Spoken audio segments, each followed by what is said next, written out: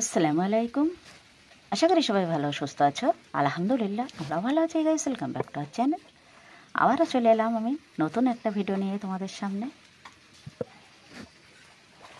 আশা করি ভিডিওটা তোমাদের ভালো লাগবে। এখানে আজকে আমি পরপর দুটো রেসিপি তোমাদের সঙ্গে শেয়ার করব। দুটো রেসিপি একেবারে স্কিপ না করে ফুল ভিডিওটা দেখবে আর শুরুতে 3-4টা লাইক দেবে। দেখো বন্ধুরা, এখানে আমি কড়াই বসিয়ে দিলাম। কড়াইতে তেল দিয়ে আমি গোটা গোটা আলুগুলো সুন্দর করে ভেজে নেব। আলুর মধ্যে আমি দিয়ে দিলাম লবণ ও হলুদ। এখন আমি এটা লাল লাল করে একটু ভেজে নেব। যেসব বন্ধুরা আগে থেকে চ্যানেলটি সাবস্ক্রাইব করে রেখেছো তাদের কিন্তু অসংখ্য ধন্যবাদ। আর যেসব বন্ধুরা নতুন, প্লিজ চ্যানেলটি সাবস্ক্রাইব করে আমার পাশে থেকো আর লাইক দেবে, কমেন্ট করবে আর শেয়ার করবে। সুন্দর সুন্দর কমেন্ট করলে কিন্তু ভীষণই ভালো লাগে। আর অনেক কষ্ট করে একটা ভিডিও বানাতে হয়। ভিডিওগুলো যদি তোমরা স্কিপ না করে দেখো আর লাইক দাও, কমেন্ট করো, তাহলে কিন্তু ভীষণই ভালো লাগে। আরও সুন্দর সুন্দর ভিডিও নিয়ে আমি তোমাদের সামনে চলে আসবো। আলুগুলো ভেজে নিয়ে আমি ওই তেলের মধ্যে আবার একটু তেল দিয়ে দিলাম কিছু পেঁয়াজ কুচি, দিয়ে দিলাম কিছু চিংড়ি, আর দিয়ে দিচ্ছি কটা কাঁচা লঙ্কা। এখন দিয়ে দিচ্ছি আমি কেটে রাখা পাতলা করে কয়েক পিস আলু। এটা আমি সুন্দর করে একটু ভাজা ভাজা করে নেব। এখানে আমি আলু চিংড়িটা ভাজা হয়ে গেলে এখানে আমি অ্যাড করে দেব সুন্দর সেই চেন্নাই কুমড়ো, যেটা খেতে ভীষণই আমার পছন্দের। কুমড়োর মধ্যে আলু ও চিংড়ি দিয়ে এভাবে কষিয়ে একদিন চচ্চড়ি বানিয়ে খেয়ে দেখো বন্ধুরা, ভীষণই ভালো লাগে। এখন আমি দিয়ে দিচ্ছি স্বাদ মতো লবণ, আর একেবারেই এখন ঢাকনা দিয়ে ঢেকে দেবো, কারণ যেটুকু জল আছে সেটা শুকিয়ে যাবে। তারপরে আমি নাড়িয়ে নিয়ে ঝোল দিয়ে দেব। চেন্নাই কুমড়োটা একেবারে আঠা আঠা হয় আর মিষ্টিটা একটু বেশি হয়, এই জন্য খেতে ভীষণই টেস্ট লাগে। তাতে পড়েছে চিংড়ি, আর কিন্তু তেলাপিয়া মাছ দিয়ে চচ্চড়ি বানালে সেটাও কিন্তু খুবই টেস্ট হয়। ঢাকনাটা খুলে আমি একটু নাড়িয়ে নেব।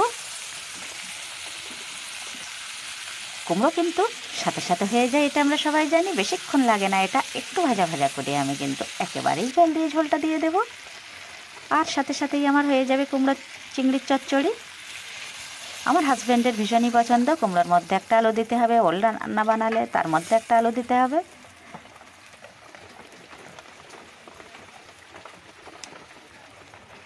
পরিমাণ মতো জল দিয়ে ঝোলটা দিয়ে দিলাম। এখন দিয়ে দেবো ঢাকনা।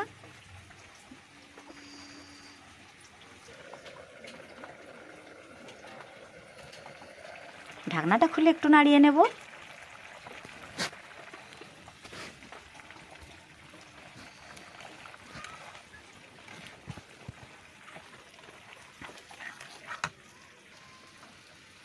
আর একটা জিনিস তো বন্ধুরা দিতেই হয়, সামান্য পরিমাণে একটু মিষ্টি অ্যাড করে দিতে হবে, তাহলে কিন্তু স্বাদটা দ্বিগুণ বেড়ে যাবে। একেবারেই আমার কুমড়ো আলু চিংড়ির চচ্চড়ি রেডি। চলো বন্ধুরা, আবারও একটা রেসিপি শুরু করে দিই। আবারও উনানে আমি কড়াই বসিয়ে দিলাম। কড়াইটা গরম হয়ে গেছে, দিয়ে দিচ্ছি পরিমাণ মতো তেল। এখন দিয়ে দিচ্ছি ফোড়নে গোটা গরম মশলা। গোটা গরম মশলার মধ্যে আছে ছোটো এলাচ, রং, দারুচিনি ও তেজপাতা। এখন দিয়ে দিচ্ছি পরিমাণ মতো তেজ।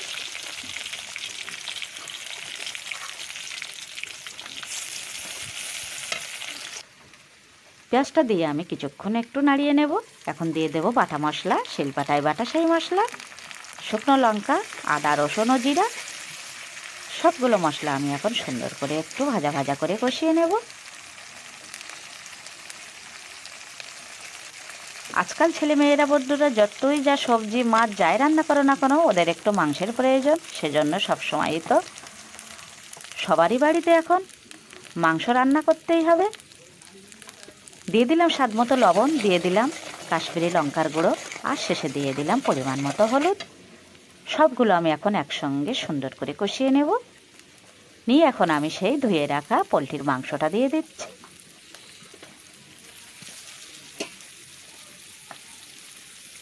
সেই প্রতিদিনের মতো একই রান্না বান্না। আমাদের হাউসওয়াইফ যারা, তাদের তো প্রতিদিনই এই রান্নাগুলোই বানাতে হবে।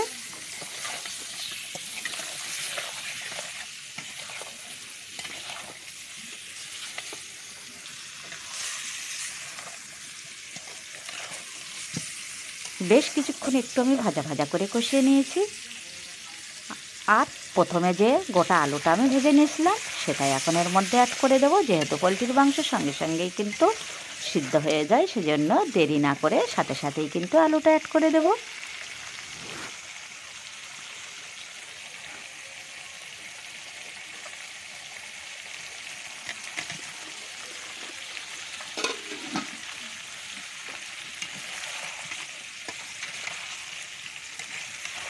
আলুটা দিয়ে আমি আবারও একটু কষিয়ে নেব, মশলাগুলো যেন আলুর মধ্যেও ঢুকে যায়।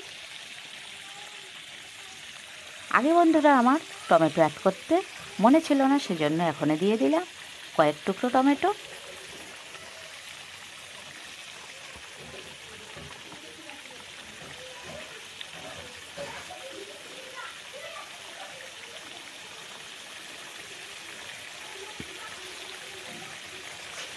আবারও আমি সুন্দর করে একটু নাড়িয়ে নেব।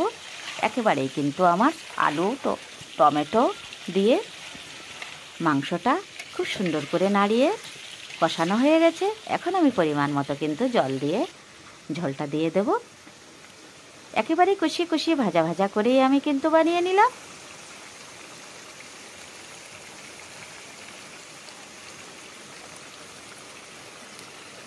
কষানো আমার একেবারেই রেডি।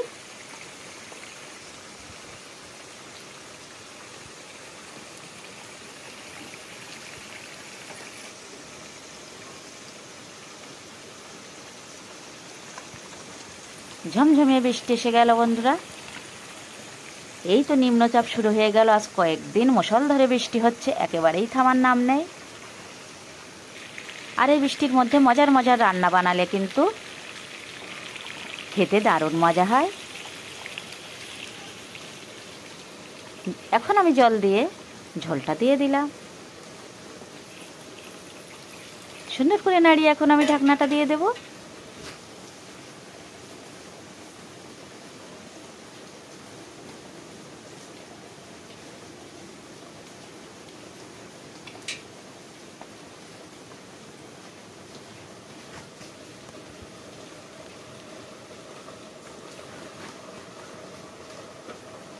ফিরে আসছে কিছুক্ষণ পর।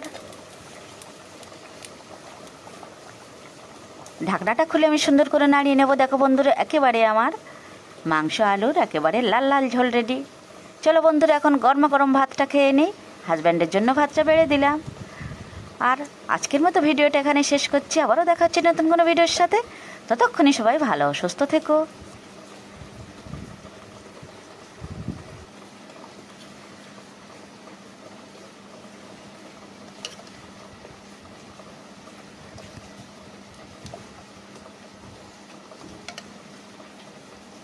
আল্লাহ হাফেজ।